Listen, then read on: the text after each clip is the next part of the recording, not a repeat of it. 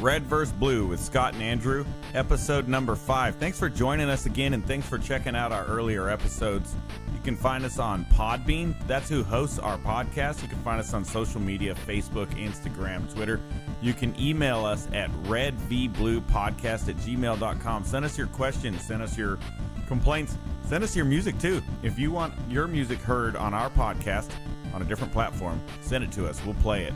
This gives us a chance to make the intros and the outros more exciting. Just change it up a little bit. This week we had a great podcast. A good friend of ours named Andrew Bonica. Known him for a long time. Really smart guy. Deep thinker. He helped us talk through some issues. We talked about faith and the implications that it has. The differences in different faiths. Talked about how can two people with opposing views or fundamentally different viewpoints, how can two people have a romantic relationship? So that was a very interesting conversation we had.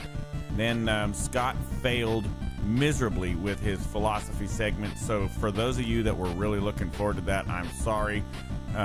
Scott really did not come through this week. It was really disappointing, and we've had a talk with him about that. But Andrew Bonica did come through with a topic for that segment, so he saved the day. So the show is still enjoyable.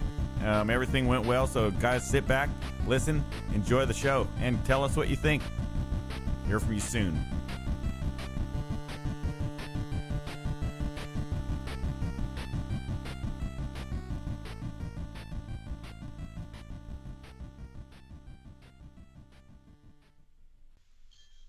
Welcome back. What's going on, Scott? Hey, Andrew. How's it going, man? Pretty good. I'm very excited. We've got Andrew Bonica on today, and I haven't spoken with him in, man, dude, it's probably been, wait, no, never mind. I was emailing with him probably 3 weeks ago. I just remember that. But before that, I haven't spoken with him in years. It has been a long, long time. So this show's, I'm actually excited because every episode that we have somebody on, it's somebody I haven't spoken with in years. But they live close to you, so, or you at least keep in touch with them a lot better than I do. Yeah, I haven't kept in touch with Andrew very well either. And luckily, we have two Andrews here, but luckily Andrew Bonica has a pretty good nickname. From, I guess, probably from the Marines, or did it start before that? Marine Corps. Marine Corps, yeah. So you might have guessed, especially if you're a former Marine. We'll just call him Boner throughout the rest of the show. So that is very offensive, but I will allow it on this show. You don't have the air horn sound effect? Oh, dang it. I gotta download that one too. So always so unprepared. I know. So Erection is on the show, and we have to be politically... Boner, not Boner. Right. What do you... So I know some of this stuff, but I'm asking, for purposes of people who are listening so they could get to know you. What exactly is it that you do? I work for Yamaha Guitar Group. I'm a product manager for electric guitars, particularly ones that have technology in them. Right now, our current product line is the Variax guitars, branded from Line 6, which is one of the brands in the Yamaha guitar family. Yeah. So, but we also, earlier this year, we acquired Ampeg, which is like the definitive bass amp. There was the original bass amp, actually. So we're all about guitar. I love it. It's like way better than working for the government, that's for sure. Oh, I bet, man. You guys take part in NAMM a lot, right? Oh, every year, yeah. We're already planning for this coming NAMM, and it's going to be a blast. That is exciting. You guys should come out. It's actually originally stood for the National Association of Music Merchants, but now it's like the International Music Products Association or something, but they kept the name. But it's basically a organization based out of Carlsbad, so between you and I, Scott. Nice. And they're just they promote music education in schools. They lobby in Congress for keeping arts programs and like musicians' royalties, things like that.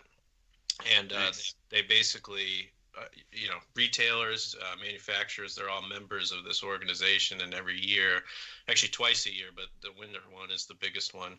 They get together in Anaheim at the convention center and several other buildings, and it's just this massive. It's like Guitar Center on crack. It's like, yeah, it's 4 days long, and in 4 days you can't see everything. It's that big. Wow. That's what she said. That's awesome, man. That is super exciting. I would love to go to something like that. That would be super fun. Dude, hit me up. You're on the list. Let's do it. All right, for sure. Can I bring the musical intro that I brought and showcase it, that I made, and showcase it there at NAMM? Yeah, sure. All right. I mean, it did get the sign off of Boner here, right? You sent it to him for for him to make it better, and he said it was already perfect. Right? Yeah, he said it was awesome. He said that, and I quote, is the best musical rendition of anything I've ever heard. Yeah. Oh, yeah, my authority is so huge because I've won so many awards. Right. Hey, speaking but you are like a musical genius, right? It's not about like just product development and stuff, right? Didn't you go to school for music and all that? And... I went to school for music, but I'm far from it.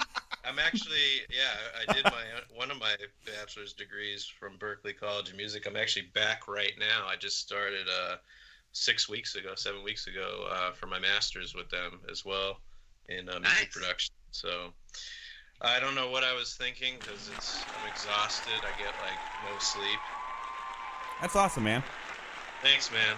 Thank you, everybody. I'd like to thank my parents, and I'd like to thank Aristotle. Whoa. They all stopped clapping in unison. That's crazy. That's a great audience right there. Yeah, they know when to clap and when not to clap.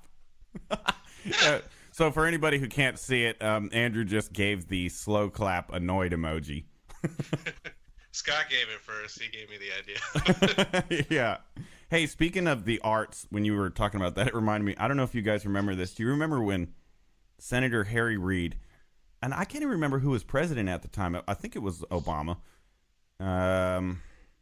When Senator Harry Reid was saying something about the Cowboy Poetry Festival. Do you remember this? When it was part of it was when they were trying to cut funding to, they were cutting wasteful spending, and so they were going through all of these things that the government gives grants to and puts money into, and I guess they came across the Cowboy Poetry Festival, and so Senator Harry Reid was on the Senate floor, and he was making a plea to keep funding it, and apparently he started crying. And he said, "But what about the Cowboy Poetry Festival?" I think I do remember that now. I think I do remember seeing a clip of that. Right, yeah. I thought, if there's anything I'm going to cry over, the last thing it's going to be is a Cowboy Poetry Festival. What the hell is that? Right, wearing your chaps, no pants underneath. Erection is playing the bass guitar right now, and it's not coming through. I was just doing that little, Blue Shadows on the Trail. Or whatever it is. Yeah. Or however that song goes. I don't even know the words. So it's Andrew, like the Three Amigos here, man. It's awesome, man. Yeah, this is great. Andrew, are you into are you into politics and current events and stuff like that? Where would you where do you lean, Andrew? Are you just independent and a smart? I try not to lean. I try to just stay in the middle and maybe back a little bit. Like just let us kind of fight each other. I mean, if most people that you would ask, especially my right-leaning friends, mm-hmm. would probably say that I'm a liberal or whatever slur they have of the day. A snowflake? For people that use their brain. Right. Yeah, something like that. So, I guess it really depends on the lens in which you're looking at me through. Right. But I personally, I think the party system is stupid. I think all it does is just pin people against each other, and perpetuate the lack of progress, like, and do, no one's focused on doing the right thing because they're just focused on winning or some stupid shit like that. So that's what drives me nuts. But yeah, if you were following me, Andrew, you'd probably see a lot of posts, that call out, some flaws on the Republican side. Yeah. But I would say that it's not that I think every Democrat's perfect either. There's plenty of effed up people on both sides and corrupt people on both sides. Yeah. And there was actually, like, during just, I don't want to get too deep into the last election, but since we are in election season, I was really supportive of Bernie Sanders, and then I was pretty pissed when he decided to join the Democratic ballot and the primaries. And I was like, dude, you've been like a fucking independent for eons, longer than like the Earth's existed. And he, I can kind of understand why, because it's like, well, the reality of the situation is there's really two parties. But my theory is, like, when people tell me even today, vote Democrat because we have to push out, I'm like, why can't I just not vote Republican? But doesn't mean I have to vote Democrat or whatever, It's like, I would have thought he'd stick to his guns a little bit more, but I still support his ideals and the work he's doing. So that's kind of where I stand, I guess. Well, yeah, I think we fall pretty close in line with that too, just generally speaking. On both sides, people suck. I mean, we were talking about that last week too. I complete with what you were saying there at the end. I agree. If you know you're going to lose, I think you just hold fast where you are, and you don't you don't fall in line with something you don't agree with. I mean, if you're going to lose, you're going to lose. You might as well stick to your ideals at that point. Well, it seems like he really did stick to his ideals and essentially just tried to change the Democratic Party. Yeah, and that just wasn't happening. But it didn't do. It did nothing, and I think he should have known that it would do nothing. That was all I think. That's interesting. Were you following Bernie before that election? I'd seen him, I think, come up here and there, but I wasn't. I didn't really follow politics, to be honest with you, that much. Like certain issues, or like if someone asked me what my stance is, sure. But it's always been a mess. It's always, it doesn't matter, like if it's 20 years ago or today, or just look through history. It's always like there's some controversy. There's some. A versus B, red versus blue, whatever. And it's just, it's like, aren't we all on the same side, right? Yeah. We're all living in this country together, right? Yeah. Yeah, right. Well, but we have, red versus blue in the name of our podcast, so we need that to keep going for a little bit longer. Yeah, I know, right? No, actually, Andrew said that, and I thought, that's it. We're going to change the name to Smarter Than You with Andrew. Guest starring Scott. Right. Smarter Than You with Erection. People are like, what the hell is this show about? Smarter Than You. Right. So, okay, Scott, you want to get into your topic? Oh, yeah. So the topic that I picked today was a religious one. I think you picked a religious one last week. So, yeah. So this one basically is just whether or not faith is a good thing on the whole. It's something to be, it seems it's something that most religious people just assume, like, faith is a good thing. It's asked of us by God, essentially, or whatever, that we have faith. But I would argue that on the whole, even if you're a member of a particular faith, you'd have to agree that on the whole, people hold the wrong faith more often than they hold the right one, because there are so many faiths. Right? So that confuses me. Faith, it seems like faith is a good thing for a Christian when you're talking about the Christian faith. But faith seems like a bad thing from the standpoint of a Christian when you're looking at it, like talking about a Muslim who has the wrong faith. Right. Well, from the standpoint of the Christian, so even if you like faith, it seems like you have to admit that it's doing a lot of bad in the world, right? Can I chime in for a second? Yeah. Yeah. Just to talk semantics for a minute. I think there's actually a difference, and I'm not a religious person by any means. I'll just preface it with that. But I think what you're getting at is on point when you're talking about religion. And I think there's a difference between religion and faith. Like, you can have faith in something or believe in something, but the religious part, like the rules and denominations and all that is of course man-made, and I think that's kind of the crux of the problem. Is all like you can have faith in humanity. You can have and if you look at like some of the top religions in the world, Muslim, Christian, Jews, they all believe in the same God, but they don't. Most of them would argue otherwise, and they don't realize. I'm like, no, I'm pretty sure you guys believe in the same God. Right. And a lot of the text is derived from the same sources, so it's like, Yeah, there are of course other tenets of faith that they disagree about, but I think it's the religious factions, or just following a religion, I guess if you had to ask me,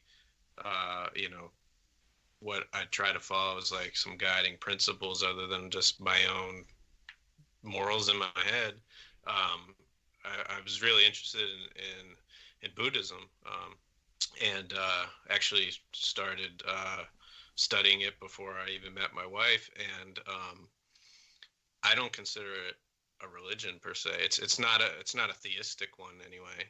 I think it depends. Actually, it seems like most of them kind of are, but I'm actually a big fan of Buddhism too, and I think you just have to find the best ones. But I do think a lot of them got steeped into superstitions about the big Buddha in the sky and about all sorts of things that do make it seem religious. The big Dharma wheel, certain things that they believe you're reincarnated as a hungry ghost or as a enlightened being or as Yeah, there's definitely there's like anything, political groups or religious groups, but there's extremes on every end or in every faction. But it's I think what the original intention was just to have control over your own mind and getting back to politics. I think that's what a lot of people lack, is like kind of controlling their emotions, and then also kind of just looking objectively for themselves. I probably would agree with both of you that there's a problem. I think what the problem is probably pretty split down the middle of what people think. I think that people of faith, if you're Christian or Muslim or Jewish, I would venture to guess that they all kind of agree that the problem is people, not faith. Because they would say that people are broken and sinful. If you're of faith, and so that the problem is the people, it's not the faith. It may be if you're outside faith, and this is a blanket statement, so I don't know how true it is, but I would imagine if you don't have a faith, you probably believe religion or faith is a problem. That's but me. Yeah. So like inside, you would say it's people. So if you went to church and you didn't have a good experience, and so your opinion after that is, oh, I hate Christians or whatever, and you talk to some Christians outside, I would imagine they would tell them, I would give it another shot because people are broken, people are messed up, and what's that cliche, hurt people. So they would say, people are the problem, faith isn't the problem. So I don't, I probably believe that more than I believe that faith is the issue, but I would agree with both of you that there is a problem. So I guess, in terms of, if you had to convince, a Muslim, I guess, that your faith is right and his is wrong, it's certainly, it's not, he or she didn't get, inculcated into the Muslim faith, by accident. They were born in a particular part of the world is most likely the reason that they're a Muslim. Most that's likely. the number one reason for indicator of a person's faith is where they're born. So it's not that these people are broken. It's because they've adopted a faith that's apparently incorrect. No, we're arguing two separate things. That's not what I meant. I didn't mean they're broken, that's why they're Muslim. I meant people outside of faith may think that faith is a problem. People inside of faith may think that they're. And this is probably my fault. So I'm arguing a total separate issue. Not really. No, I don't think so. All I'm saying is that even from the standpoint of a person of faith, faith becomes an obstacle in converting people of other faith, because there's no to resort to. If you start resorting to evidence, then it's not even about faith anymore. It's faith is this kind of impenetrable kind of shield, that people hold up in the face of evidence in a lot of cases. Well, the problem is trying to convert people in the first place.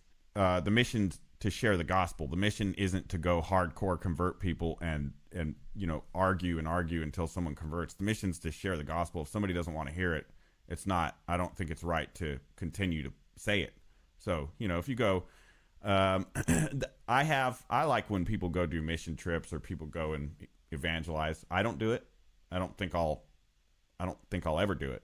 But I appreciate when people do it. But I think there's a right and a wrong way to do it. To make it a numbers game, to say we're going to go and we're going to have a mission trip to Haiti, and we're going to see how many people we can get to adopt the Christian faith, and we're going to spread the gospel as much as we can. That's fine. But if it's all about converting a bunch of people, that to me is a problem. If it's about if you in your heart feel like that's what you're called to do, I'm going to spread the gospel and just talk about it, that's great. But the mission, I don't think, is to argue until you're blue in the face to get somebody to adopt your faith. That is wrong. At least from what I can tell, that's a majority of what goes on. And if you look at even history, that's what has been going on since the Crusades, right? It was all about you convert or die, literally. Now it's just like, you convert or I'm gonna shame you, like make you feel so bad until you do it. Yeah. I mean, I've never been on a mission, of course, because I'm not into that or following any deistic religion, but I've known people who have, and yeah, that's what I've been told is like kind of their goal is. Well, they may say it the way you just said it, like, oh, we're just going to go teach people about Jesus or talk to people about whatever. But their ultimate goal is to get people to, bring them into the religion. And that goes for, I'm sure Muslims and others as well. I mean, I've met people that weren't born into, the Muslim faith that converted later. I've actually been to a mosque, before, and a side tangent. It was a good friend of mine, co-worker. I was hanging out at his house, and he's like, "Oh yeah, we got to go to mosque," and he's like, "You can hang here." I'm like, "I'll go with you. Like, why not?" Nice. I'm curious. I always wanted to see it, and I grew up in the Catholic Church, being Italian, and it was basically pretty much the same thing without the pews, Instead of sitting in a pew, you're on the floor, and you take your shoes off before you get in there. But a lot of like what they were preaching and talking about was more or less the same. I mean, and that's where I think we mentioned extremists in every group of people, be it religion or otherwise, that. The core message, I think, is pretty much the same. It's just some people take it to one interpretation or a different extreme and just blow it out of proportion. It's like, I think the ultimate thing in any of these deistic religions is like, just be a good person, don't kill each other, and like help each other out. Like, that's kind of boiling it down. Yeah, there are ways to live a life with less suffering, for you and for the people around you. And that's kind of what I get out of Buddhism. A lot of it's like reprogramming the mind, so that you're not engaging in harmful behaviors, that just constantly, they feed on themselves, so it becomes this vicious cycle, but you can like break out of that. Scott, how many cigarettes did you smoke in the Marine Corps? Oh, it was add them all together and give me the final number. I think I did about 3 years at a pack a day. So let's see. 20 times 365 times 3. What's that answer? You smoked 412 cigarettes. Wow, like that's a lot. Yeah. My math is really good. Oh, man. 21,900. That's a lot of cigarettes. Now, Scott, put all those cigarettes. I should be able to file a disability claim or something. You should. The fact that I started right when I got in and quit right when I got out, it's definitely their fault. Scott, now measure the length of one cigarette and times that by 21,000 and tell me how long of one cigarette you smoked. Is that not counting the filter, of course? Right, yeah. Right, yeah. Good point. What is it, like maybe 2 inches? 2.5? Yeah, because I think a cigarette's about 3 inches long. So let's say 2.5. 54,750 inches. 54,750. That's dude, you smoked a mile of tobacco. Scott, you worthless piece of garbage. 62.5 feet. Hey, didn't you used to smoke, Andrew? I'm cutting that out. So anyway, no, I'm just kidding. Yeah, I used to smoke. Oh no, yeah, Andrew Pettit. But what about you, Boner? Yes, erection. Yeah. Oh, I forgot. I'm responding to the wrong behavior. Actually, no, that's interesting. I just went to the dentist last week. This week, day before Halloween, and they asked me like, do you smoke or drink? And I'm like, no, not at all. And I was like, a lot of people in the Marine Corps smoked, and I even tried to get addicted, like, if that's a thing. I don't know. Wow. But like when we were in Iraq, I like bought a carton of cigarettes because like everyone's just out smoking all the time. And I'm like, well, I guess I'll be social. And I'm like, let's see what this is all about. And I kind of did like a little experiment on myself, and I'm sure some smokers would argue, well, you didn't try hard enough. But I bought a carton, and I would just, anytime people went out to smoke, I went out to smoke. And I was like, after a few days, I was like, what? This is, and I gave the carton away to somebody. Nice. I was like, it's not doing anything for me, Yeah. All it does is, it's a pain in the ass. It tastes nasty. It costs a lot of fucking money, and it's actually less enjoyable in Iraq. I quit both times I went to Iraq because it's so hot and dry. All right, so we'll get into my topic. Oh, you thought of one? Yeah. You ready? And this one's actually good, so we're gonna enjoy it. Actually good. Way to diss on Scott. I'm just kidding. Okay. All right, Scott, you want to get into the next topic? Yeah, let's do it. Okay, so I was thinking, do you think it's possible for a couple or two people of completely maybe not opposing, but fundamentally different views and as far as it doesn't matter, religion, political, people who are fundamentally different, do you think that a romantic relationship can work in that sense, in that instance? Oh, I think it can. Very difficult. For one thing, it depends on how strongly they feel about it. They might disagree. In this case, strongly. Not, In this case, strongly. Strongly, yeah. Well, one instance of this, and I don't know how healthy the marriage is, behind the scenes, but Kellyanne Conway and her husband, he's a outspoken critic of Trump. Mm-hmm. He hates him, and he's like penning like op-eds and stuff. Yeah. And but she goes out every day and defends him, no matter what he does, no matter what he says. That's cool. And somehow they work it out. So, yeah, it's definitely possible. But yeah, these days it's definitely a difficult I have a feeling there's money involved there. Andrew, what Yeah, advice? something. Andrew, what advice would you give a fledgling couple that had fundamentally different beliefs and views? What advice would you give them to help their relationship work? Are you talking to me or yourself? That's what I was going to say. I'm asking myself here because I'm probably the authority on this, being a single guy that has tried to have relationships like that and they didn't work. So I would be the authority on it. Yeah, no. If you're asking me, I would.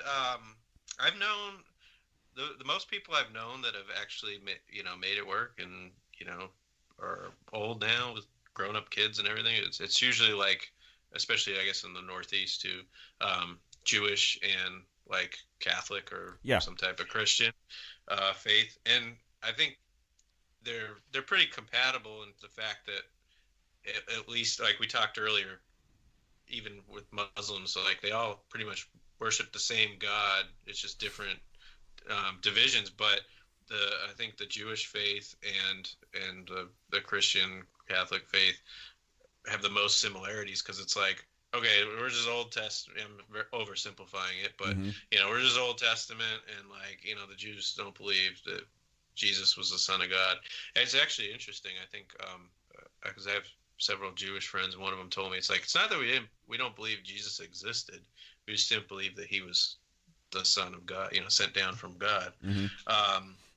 But yeah, I would just say, like, to Scott's point, when you guys were talking, I thought the same thing. It really depends on how strong their convictions are. Yeah. And we talked about earlier, if you were like one of those people who's out to convert everybody, then it's probably not going to work. But I think it's like any difference of opinion or different viewpoint in a relationship. If you're just open about it and talk about it, and at least try to understand the other person, you don't have to agree with them. But as long as you understand where they're coming from and you can accept that and live with it, then it'll work. Yeah. But communication is key, like with anything. That's why I love what you guys are doing, talking about this stuff rather than like keyboard warning it over, in the comment threads. Yeah. No, I agree. I do find I find it very interesting. Well, I always like, interpersonal relationships. I like to see from the outside. I'm always curious about how people make stuff work, because I think it's really cool.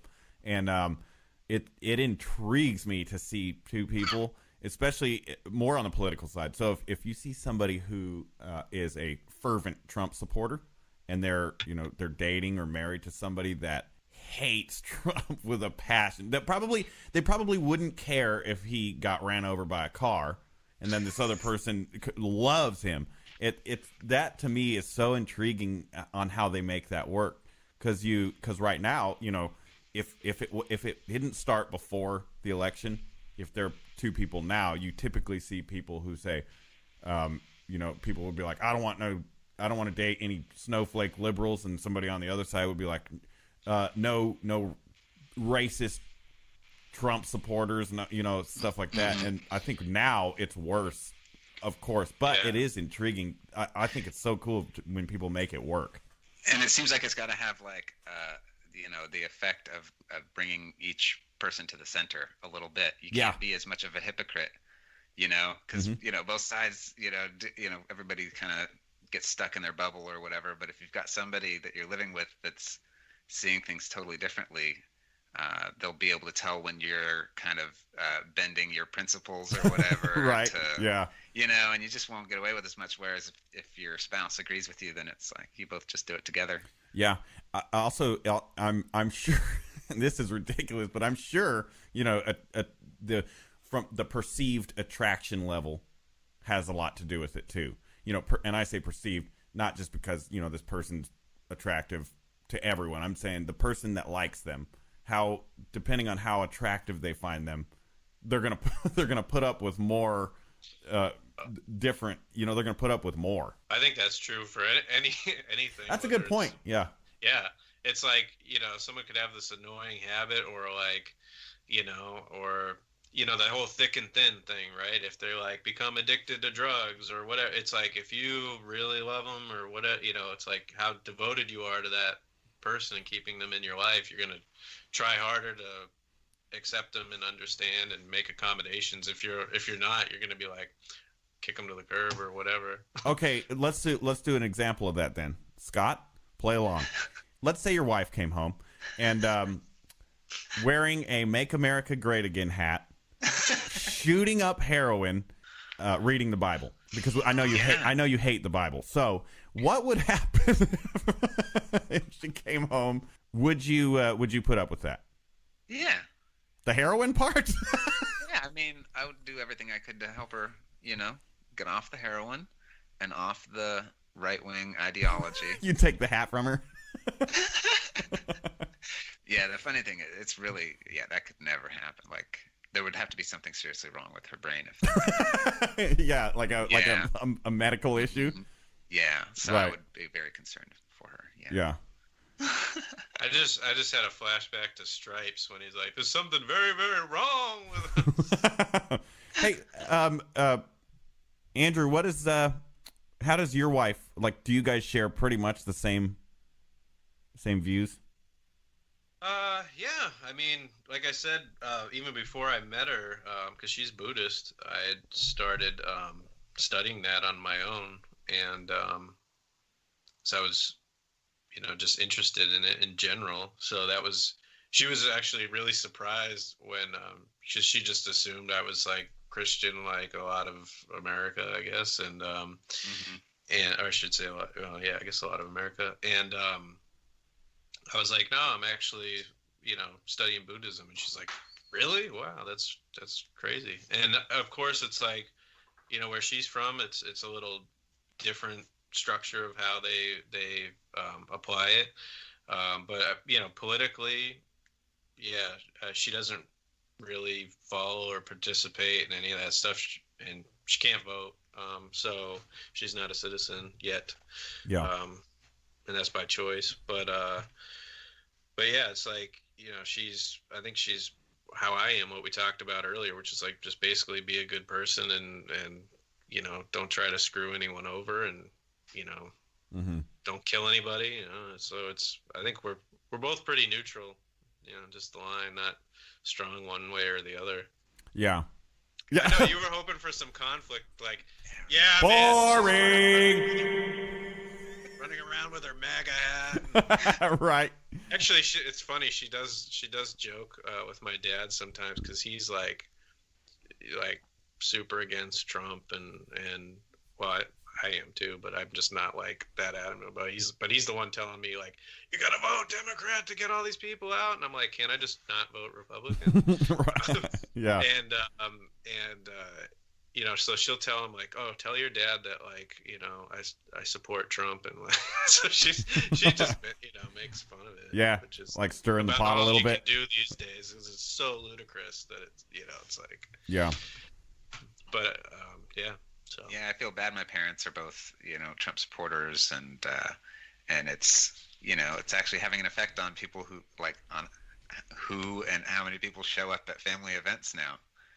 See, that sucks. Like, God, they should show up. So bad. Yeah, I agree. Yeah. I have family members that are adamant Trump supporters and adamant conservatives, and I haven't blocked them on Facebook. Right. Yeah. They all live in different parts of the country, mostly on the East Coast, but it's sometimes I'll just leave it alone. Sometimes I try to, poke some holes in what they're saying, or bring some reality to the situation. Like, come on, are you, like, seriously supporting this? Like, yeah, I know you're better than that, or whatever, or here's some other facts to evaluate. Yeah, you like, I know that you probably go into dinners and call them, misogynistic, racist pigs, and that is the best way to convert people. Yeah, I think. Yeah. Yeah. It's weird for me to see, especially like even like smart people who otherwise seem to enjoy talking about politics. They just are avoiding people altogether because they support Trump. And it's like, that's so weird to me. I like talking about politics. I like arguing, I like, kind of debating. I don't like yelling, of course, but my primary concern is to not offend other people, Yeah. But the idea that I would just avoid them altogether for some reason. Snowflake.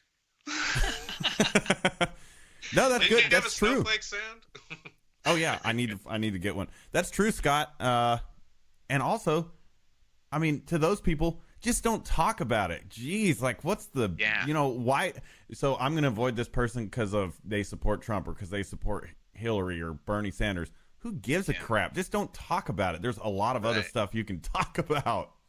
Oh yeah, I'll give you guys an example that we touched on before we started recording. But I have a friend of mine who's a very talented musician and has, had hits and everything, and is an adamant Trump supporter, an adamant flat earther, and just, on that spectrum, it's like, whoa, dude, that's a whole nother level of like conspiracy theories and stuff I don't even want to get into. But we connect on music, and when he starts going down that path, I just smile and nod, and I'm like, okay, because I know that like it's not even worth debating. It's not even, because it's, if he asks something, I'm like, well, I could look into it, or I don't quite see it that way, but to each their own type of thing. But I just try to find something else to connect with them on. It's like I've contemplated, unfriending or blocking certain people, and people I grew up with, where I'm just like, dude, I know you are smarter than this, or like I know you're a good person because you're a good person to me, and like I just can't understand what happened to some people, but I do try to understand their perspective a little bit, but at the same time I'm like, I don't know how you can stand by, and that's why I don't like the party system and don't subscribe to like the A versus B thing, because it just divides people. Yeah, big time. Where like if your issue, like I think this is the biggest thing, is like 2016 election, everybody wanted change. They may have wanted different types of change, but they wanted stuff to change, or anti-establishment. It's like where can we find like the common ground of like, you want better jobs, better pay, or you just want to, let's even start at the 30,000 foot view. Everyone just wants to live a good, happy life, healthy, right? And just kind of go to work, do their thing, retire, whatever. Like, we have a very short time on this earth. If you look at, and I'm not doing the arithmetic on this, but if you kind of just look at like average lifespan and forgetting about when you're a kid, like adult life, you got like 50 good years on this earth, like really good years. Because when you're too old and you become feeble, maybe, or some people die young, whatever, but and then when you're a kid, you're kind of at the will of your parents. You can't really do a whole lot, but so you got 50 good years on this earth. And this is what I used to tell people. We're talking about North Korea, is that what's the point? Like, what it's a tangent from religion and stuff, but what would this guy do in North Korea if he had the power to control the whole world? Like, what is it? What are you going to do with that? It's like, you're going to kill everybody and then you're the only one left? Or like, and I'm not saying that's his agenda either, but, or even Trump or something. It's like, dude, what do you need like all this wealth and power and all this about? Like, just enjoy the short time you got on this earth. Be the best person you can. Treat people with respect, and that's it. And you die, and it's over. It's like, it's not like you're gonna reign for like a million years, or make everyone bow and kiss your feet or something. Do we all get 50 good years? Because I've had 2, so then I need to live for a long, long time to get 48 more. So are you saying I get 48 more? No, I meant 50 good years, and as far as like independence and the ability to like. Oh yeah. No, I know. I've had 2. You don't have any help. Yeah. I've had 2. I just moved out of my parents' house yesterday, so things are going very well for me. Wait, hold on. Let me do my slow clap emoji. It's about damn time. All right, everyone, stop clapping. Yeah, that was awesome. Scott, don't talk during your intro. And now, getting philosophical with Scott Ferguson. Scott, I introed you. Say something. Scott! Andrew, you know I didn't come up with anything for this week. You don't have a philosophical, You don't have anything? No, I told you. I could kind of chime in since Scott is lacking. Yeah, go ahead, Andrew. I have been thinking of getting a replacement. So, go ahead. This is an interview. Yes. So I studied for it. No, I'm just kidding. Start listing my resume. No, it's related to what we've been talking about, which is religion and even politics and the whole. I think maybe we could boil down the core of all these issues to one thing, and Franklin Delano Roosevelt said it. The only thing we have to fear is fear itself, right? And I think that's, if you look intrinsically in the human conscious, and people are afraid of what they don't understand and what they don't know. So it's that fight or flight response, right? Which is like, you don't know where this person's coming from or their point of view or whatever, so you just instantly reject it. Or you don't know anything about that religion or whatever, so you just, oh my God, that must be crazy and insane, and so I'm just going to avoid it at all costs. Or you get upset, you get defensive, and I think that is really that inherent fight or flight or just reaction to fear that drives a lot of this conflict and issues in any arena, whether it's war, politics, religion, work, going through the drive-through or something and getting upset. It's just, I don't know. It's like, it's fear that we need to have control over and control of our emotions and take a step back and be like, okay, I'm afraid of something now. How can I evaluate it and formulate a response rather than a kind of instinctual reaction? Yeah, I like that. That sucked. So what else do you have, Andrew? No, I like that. That was good. That was probably the best one we've had. Just kidding. Yeah, but I would say that, like, in our society, like in the United States, we're so rich here that oftentimes it's not so much fear as it is like boredom, just a general lack of meaning, direction in our lives. We easily get caught up in materialism, and so it's about skillfully living our lives, making the best of what we've got instead of squandering it, and just incessant consumption of videos or video games or whatever it is that we do to suppress the feeling of lack. We cover it up with something instead of like just enjoying it for what it is. Yeah, like enjoying just being alive, the feeling, the journey, breathing. Like just breathing feels good. Like right. It's more obvious when you actually go without for a while and you hold your breath and then you can finally breathe and it's like, holy shit, that feels really good. But it always feels good, but our minds are spinning so fast, constantly looking for satisfaction from the external world, that we forget how good it is just to be alive already. There are so many conditions for happiness that are already met all the time, especially in our culture. Cue the applause. Oh, dang it. Hold on. Here you go, Scott.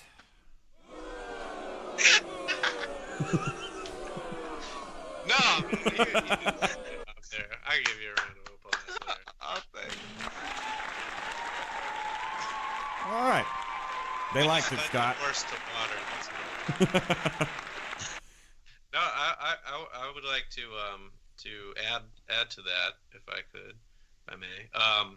No, I think you hit go ahead on the head with the kind of boredom or just not having to struggle or be without that. your mind wanders. I've witnessed it, and that example of the flat earther I gave before. It's like, if you don't have to work and worry about your bills or providing or worrying about how you're going to feed yourself that day, your mind, like you said, it's going a mile a minute. It doesn't matter who you are, that it's just so easy to get consumed with other things to fill that void. And especially today, and I love technology as much as anybody, I think, and I think the benefits hugely outweigh the cons. But one of the cons is that we have access to so much information, true or false, and so much content like YouTube videos or Facebook or whatever,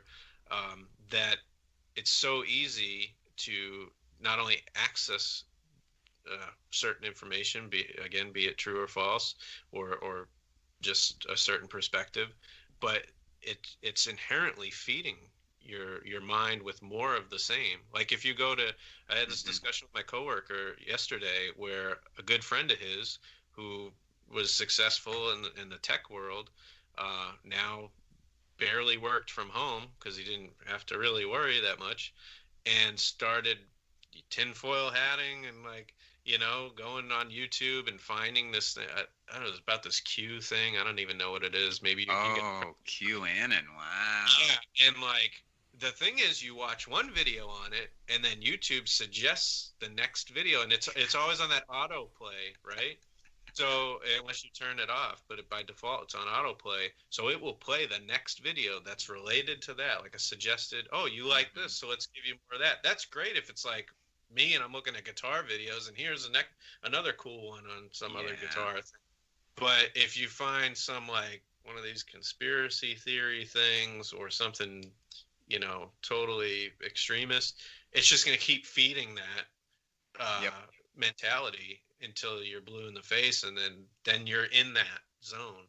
Right. So to your point, Scott, I think that is a problem where it's people just need to get back to basics and realize, dude, look, you're able to breathe today. That's huge. Yeah, right. You've already accomplished one thing. If you woke up in the morning, that's checking the box. That's done. It's a great day already. Right. Yeah. You never appreciate not having a paper cut that you didn't get. Yeah. It's like all sorts of things that are better than they could have been. Oh yeah. I think that's what's great about where the three of us came from is dude, we've been to war, we've and it could have been worse for us too. I mean, I think we had it better than a lot of people, and we came back alive. That's huge. And I'm grateful for that every day. But it's that's why I like talking with you guys and other folks that I know that have been deployed to a war zone, is that we see things from, I think, a different perspective, which is it's not worth all that bickering and bullshit. It really puts things into perspective. All right, let's wrap it up. Yeah, I got another chat as well. Sweet, man, this was so much fun. I like it. Catching up with you. Andrew's the smartest guest we've had on the show. The first two, not at all. No, I'm just kidding. I loved having Brian on. Loved having Dan on. This is awesome, man. This is great. I would, if you guys would like to have me back, I'd to do it anytime. We'll talk now. No, we'll talk about it and kind of see how this one will. We'll think about it. Yeah. You know how after a football game they watch the video? Yeah. We'll get in touch with you. Right. After we check out the footage. Yeah. I gotta watch the video and see how it went. If I could make a plea or a request, since I may never be on the show again, I would love to be on with Brian. Neat. That guy, I don't know if you can do it. Oh yeah, we can have a four-way. Yeah, we can. A free sum the limit. I don't know. But, yeah, we're certainly not going to have a four-way. Yeah, we're not going to. Hey, what happens in Iraq stays in Iraq. Okay. Well, apparently not now. Now it's this has just been broadcast to 1.2 million people. That's true. Yeah. And eventually, everybody will have seen this podcast. That's true. Viral. Yeah. sorry, on that note, you know what I always like blows my mind when I think about, man, like how there's all these people making success on YouTube and these viral videos. I'm like, dude, imagine if all of that stuff was like prevalent. I know it was kind of just starting, I think, when we were deployed. Mm-hmm. Imagine if it was like access today, like if we had that back then, dude, there would have been so many scandals and controversies. Oh yeah, I'll be in Brig or something. Right. Not me, Boner. I don't know what you're talking about. That's true. On, Scott is a saint.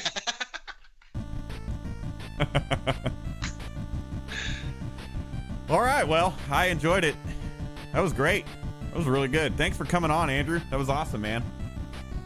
The Boner is always happy to come. Yeah, Scott. Scott, thanks for being on too, man. I appreciate that. Thank you guys for having me. Yeah. Thank you, Andrews, and we'll certainly have you back. Yeah. So, Awesome. yeah, thanks for listening, everyone. Once again, if you have any questions, go to redvbluepodcast@gmail.com or our website, RVB Podcast. Dang it. Oh, and next, rvbpodcast@gmail.com. No. No, RedvBlue Podcast. At gmail.com. Yeah. And then rvbpodcast.com. Way to go, Scott, you freaking idiot! No wonder you guys aren't getting any questions. I know, because... Yeah, then, Yeah, oh, we're going to actually go check. Yeah, it's going to someone else's email. We gotta introduce our next week's special guest, Bill Mulvey. Yes, I totally remembered that. Yeah. I completely forgot. This guy's from Boston, so he's the first person that I ever met from Boston. And Yep. you too? Oh, okay. Yeah, man, I go didn't even know that, Sox. but you don't have the accent. Because I spent too much time with all these Marines with different accents. Yeah, that's right. Bill's going to be the best guest we have. By far. Well, until now. Right. Really. Yeah, Scott, let's get through this guest so we can get to the next one.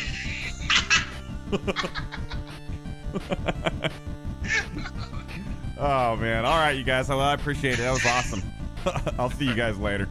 Thanks, guys. Have a good one. Later. See ya.